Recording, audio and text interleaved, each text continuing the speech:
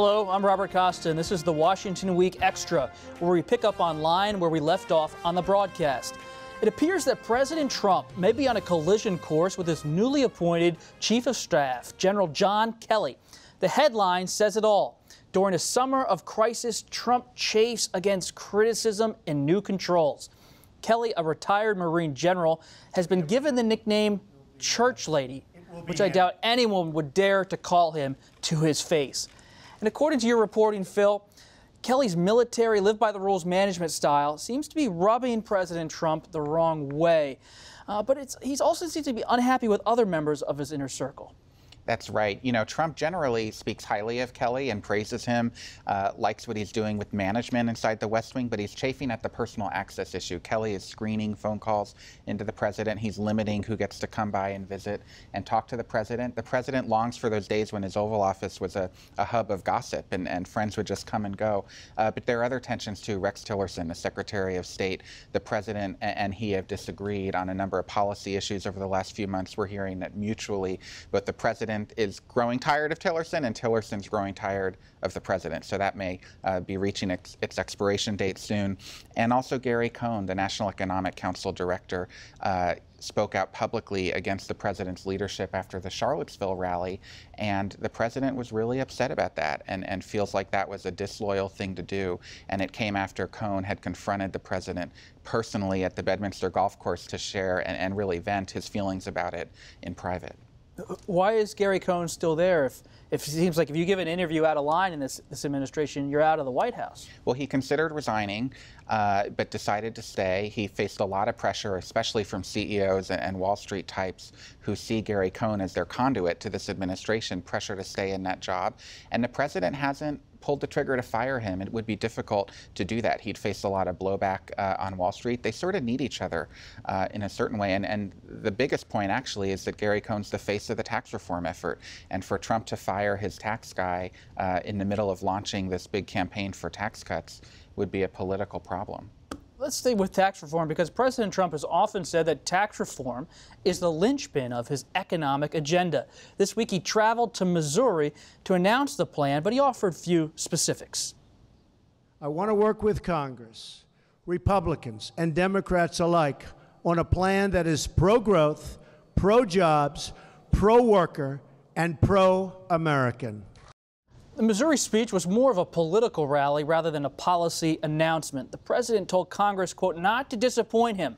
And he took a jab at home state Senator Claire McCaskill, a Democrat, telling the crowd they should vote her out of office if she does not support his plan. Jeff, what is the plan? And if we don't know the plan, where is this all going this September? We don't know the plan, and you heard there the president encouraging members of Congress to get behind legislation that hasn't been written, and he's promoting a plan that doesn't exist. You mentioned the big push for tax cuts. And during that speech, the president kept drawing this parallel between the big tax reform effort from Ronald Reagan in 1986. That came in the 6th year of the Reagan presidency, and it was a 2-year-long effort.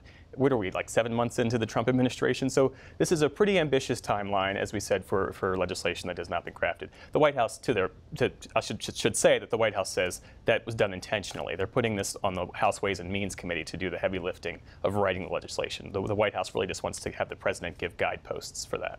But Abby, we're looking at a congressional schedule right now in September and October with all the push for aid for Houston and Texas.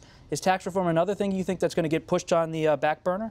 I don't see how it doesn't. And I mean, the thing is we're almost into the midterms. I mean, healthcare ate up almost this whole year, and I'm standing there in July wondering when this is going to wrap up so they can move on to tax reform, and then Harvey came. And so I don't see how it doesn't get delayed at least some. And they're major appropriators in Texas in the delegation. Absolutely. We have 4 of them, and they're very busy with Harvey right now.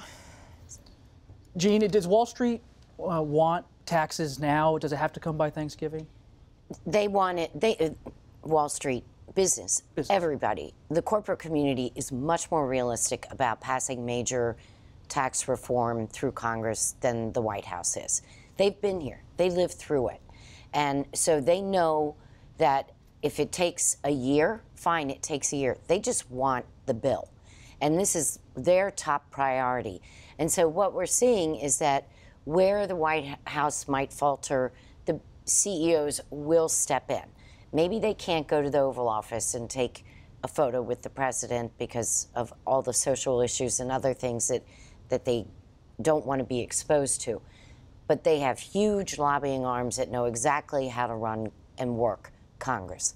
And so the business community is both creating platforms for the president to go to and to pitch this. Paul Ryan made a round through August where he stopped in businesses and, you know, the employees were there, sold the idea that tax reform is going to help a worker. It's a tough sell, but they're working on it. So yes, the business community is perfectly willing to be patient as long as they know they've still got a shot at it. But will the president be patient? He wants it now, and yeah. Congress, this is going to be messy and take a long time. And the White House, though, did probably see how that impatience hurt the effort on health care. Yeah. There's a political play here, too, because look at the states where he's giving these speeches. In North Dakota, where they want to try to primary Heidi Heitkamp, or at least take that seat. Missouri of Claire McCaskill, the Democrat, and even the Vice President, Mike Pence, was in West Virginia trying to put the pressure on Joe Manchin. Well, we're also heading into Labor Day this weekend, and the White House has decided to stop collecting data about how much businesses pay workers of different genders and races. The program was established by President Obama last year to recertify pay inequality. Ivanka Trump, special assistant to the president, has campaigned and said that she would make closing the pay gap, paid family leave, and child care tax credits a priority. The White House claims that the initiative was burdensome and costly to employers because of the volume of documents that had to be produced. Jean, do we see the White House making fulfilling its promises when it comes to equal pay? No. If you don't know what the data is, then you don't know what the problem is. Now, we have heard from the business community that the record keeping that these regulations required of businesses was indeed going to be a burden. Now, they never took effect, and so we never saw the real life, reality of what was happening. But there was a deadline approaching, and businesses were going to have to. They were developing the forms, and they were, 3 weeks or whatever that deadline was close, out from actually having to work with this. And I think that shortness of time is what pushed the White House to act, forced its hand. Now, there's some talk that they might review them, and maybe some of them will come back, but because of that deadline, they had to act. They were either going to force the companies to start filling them out or give them a break, and they gave them a break. And without that data, they can't talk about pay equality. Phil, Ivanka, Jared, we're always told they're the moderating influences. Yeah. But sometimes their ability to control policy comes up under question. Ivanka Trump has talked a lot about this issue, but there's really no record of accomplishment there. And it's frustrating for her and for Jared Kushner. They have access to the president. They're able to speak their mind and tell him what they think and channel the views of people that they're hearing from on the outside, but it is not translating into policy victories. Look at climate change, where they advocated for the president, for the U.S. to stay in the Paris Climate Accord, and the president did the opposite. So we see it again here on equal pay.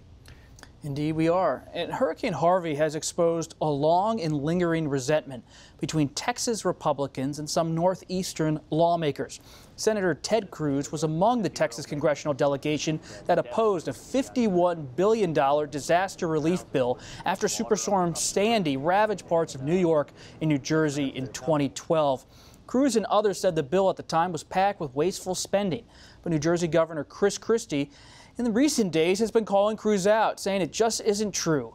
Abby, what are the facts when it comes to Senator Cruz and Sandy versus Harvey? Well, your fine newspaper had ruled that he had 3 Pinocchios and that maybe he wasn't on the mark when saying that the Sandy bill was loaded with all sorts of pork. I think one of the most interesting comments I've heard on this story was from a congressman from Long Island, former Congressman Steve Israel, who, Democrat, his district was heavily affected by Sandy, and he said, it's pork depends on who you ask. And so some of the issues that the Texans would point out, there is a logical defense for them, which your fact checker noted.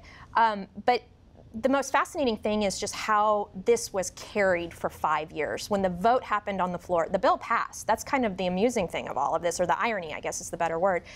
These New Jersey and New Yorkers literally wrote lists out, physical lists, mental lists, bookmarked. And so it wasn't just Texans, but Texas, again, is the largest delegation and the most powerful one. And 24 of 25 Texans voted against aid. And the problem with that is that it was also Florida Republicans, Alabama, Louisiana, Texas, and these are all coastal states that are more frequently hit by hurricanes. And so there was just a deep-seated resentment. And it wasn't just Chris Christie. There was a succession of Democrats and Republicans alike from Jersey and New York, and they laid into the Texans. It was mainly focused on Ted Cruz because he's the most prominent one, but they went after all Texans. And it was very shocking to the folks in Houston who were trying to get through the day, basically. What's your read, Abby, on Senator Cruz? He lives in Houston.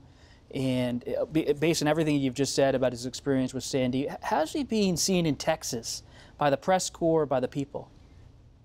I mean, he's always going to be the point of interest. He is basically the most famous politician in this state. But one of the more interesting things is I've had a bunch of phone calls among the delegation and their staff in the last few days, and his name rarely comes up. He has not distinguished himself as a master legislator at this point. This may be an opportunity for him to move legislation, but really the focus is on Senator John Cornyn, the second-ranking Republican who's close to Mitch McConnell, and the 7 House chairmen who have jurisdictions over a lot of the issues that are going to be affected by Harvey, and the 4 appropriators who are going to be trying to get money into the state. And so it's sort of this